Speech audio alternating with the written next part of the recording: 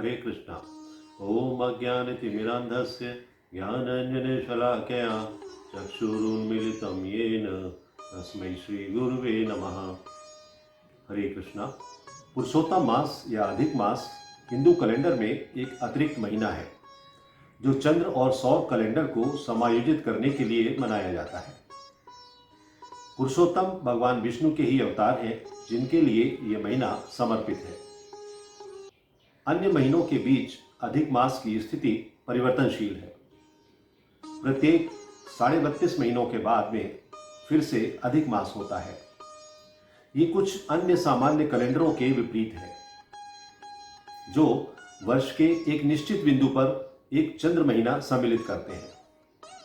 उदाहरण के लिए यहूदी कैलेंडर और बौद्ध कैलेंडर में भी एक अतिरिक्त माह जोड़ा जाता है। वर्ष 2020 में अधिक माह अश्विन माह में 18 सितंबर से 16 अक्टूबर तक मनाया जाएगा।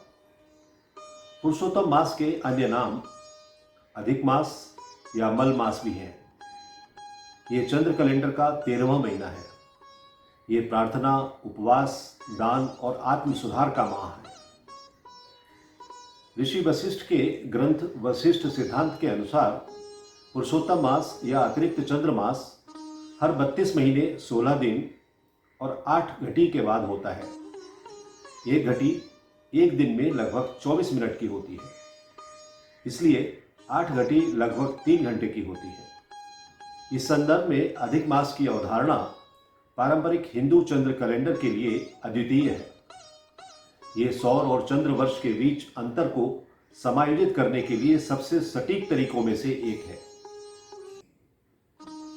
सौर वर्ष 365 दिनों और लगभग 6 घंटों से बना होता है और चंद्र वर्ष 354 दिनों से बना होता है। इस प्रकार चंद्र और सौर वर्ष के बीच 11 दिन 1 घंटा 31 मिनट और 12 सेकेंड का अंतर होता है। जैसे जैसे ये अंतर हर साल बढ़ता जाता है, ये तीसरे साल में 1 महीने तक का हो जाता है।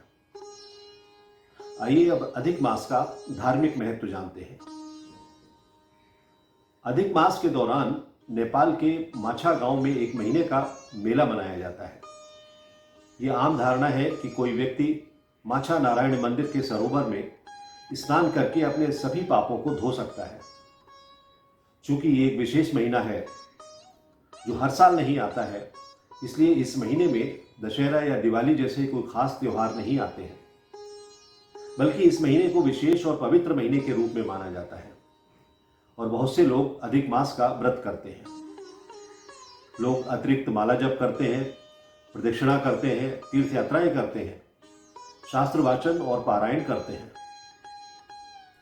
पुरुषोत्तम मास के दौरान लोग व्रत केवल तरल पदार्थों के साथ या बिना तरल पदार्थों के पूर्ण उपवास के रूप में करते हैं।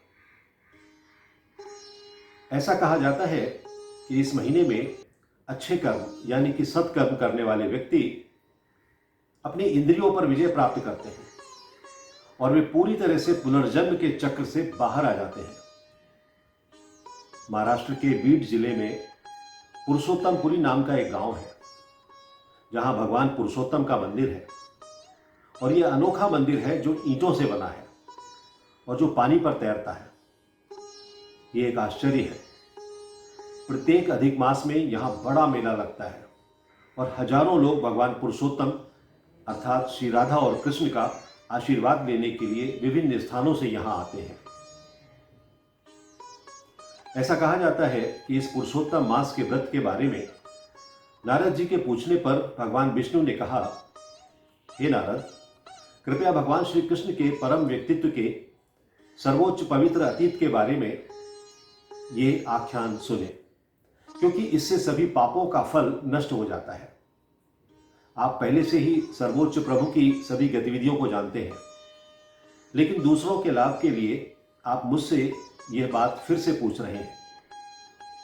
तो अब मैं आपको पवित्र पुरुषोत्तम माह की महिमा के बारे में बताऊंगा। यह पहले से ही भगवान श्री कृष्ण ने युधिष्ठिर महाराज को बताया था जब वे वृंदावन में काम्य वन में रह रहे थे। इस अतिरिक्त महीने को सबसे अशुभ माना जाता है। जिस तरह किसी को मल नहीं छूना चाहिए, वैसे ही इस महीने को अछूत या मल मास के रूप में भी देखा जाता है।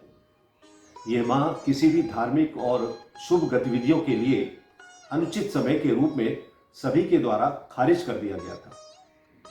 सभी मनुष्यों द्वारा इस तरह से खारिज किए जाने के कारण यह अतिरिक्त महीना बहुत दुखी हो गया। वो वैकुंठ में प्रभु को अपनी दुखद स्थिति की व्याख्या करने के लिए चला गया। भगवान विष्णु को उनके सिंहासन पर बैठा देखकर वो दुख और शोक से उनके चरण कमलों में गिर गया और उसने प्रभु से प्रार्थना की, हे दया के सागर, हे करुणा निदान, मैं आपके पास आया हूं क्योंकि मैं असहाय हूं। मुझे अस्वीकार कर दिया गया है और दुनिया के सभी लोगों द्वारा मेरी निंदा की गई है। कृपया मेरी रक्षा करें। कृपया मुझे अपनी दया का पात्र बनाएं। इस महीने की दयनीय स्थिति को देखकर भगवान विष्णु ने कहा, विलाप मत करो, मैं तुम्हें सभी दुखों से सुरक्षा का उपाय दूंगा। मेरे चरणों का आश्रय लेने के बाद विलाप करना उचित नहीं है। फिर वो उसे गोलोक वृंदावन ले गए, जहां भगवान श्री कृष्ण निवास करते हैं। भगवान विष्णु ने मल की स्थिति श्री कृष्ण को बताई।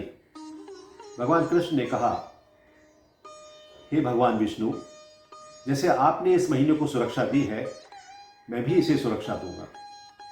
मैं इस खराब अतिरिक्त महीने को गुणवत्ता, प्रसिद्धि, सफलता और भक्तों को आशीर्वाद देने वाला बना दूंगा। यह महीना सभी के लिए समान रूप से शक्तिशाली हो जाएगा। मैं इस दुर्भाग्यपूर्ण महीने में अपने सभी दिव्य गुणों को प्रदान कर रहा हूं। मेरे नाम पर रखा गया यह महीना इस दुनिया में पुरुषोत्तम माह के रूप में प्रसिद्ध होगा। भगवान श्री कृष्ण ने आगे कहा, अरे जनार्दन, अब जब मैंने उसे मेरे सारे गुण प्रदान कर दिए हैं, तो मैं खुद इस पुरुषोत्तम माह का पति और रक्षक बन जाऊंगा और मेरे बराबर होने के कारण यह महीना अन्य सभी महीनों में श्रेष्ठ माना जाएगा। अब यह महीना सभी के लिए पूजनीय हो जाएगा। हर किसी को उसकी आज्ञा माननी चाहिए, सभी को उसकी पूजा करनी चाहिए। यह महीना मेरे लिए उतना ही शक्तिशाली है जितना कि मैं स्वयं। जैसे मैं अपने किसी भक्त के लिए वरदान देता हूं, उसी तरह यह भी सक्षम होगा।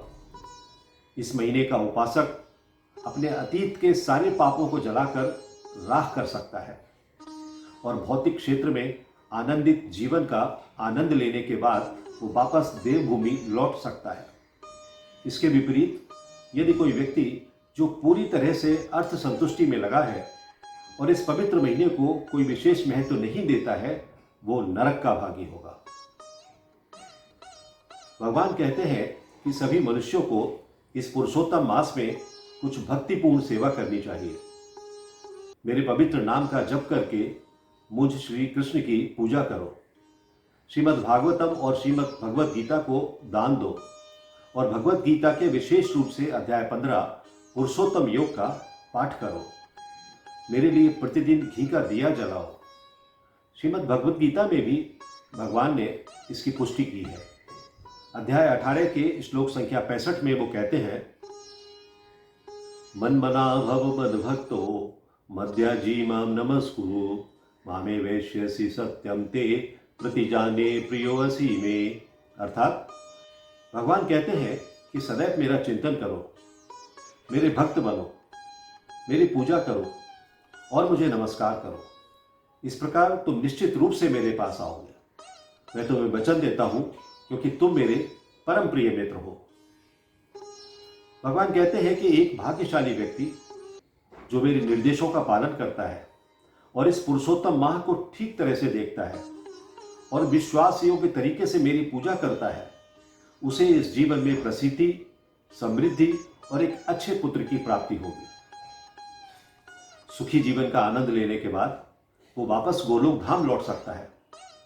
मेरे निर्देशों का पालन करते हुए सभी को इस पवित्र महीने की पूजा करनी चाहिए। मैंने इसे अन्य सभी महीनों में सर्वश्रेष्ठ बनाया है। एक बुद्धिमान व्यक्ति को शुद्ध आत्मा से कृष्ण कथा सुनने में संलग्न होना चाहिए। इस तरह हमेशा कृष्ण का ध्यान करना चाहिए और अन्य भक्तों के साथ उनकी लीलाओं पर चर्चा करनी चाहिए। उसे भगवान श्री कृष्ण के बारे में सोचना चाहिए।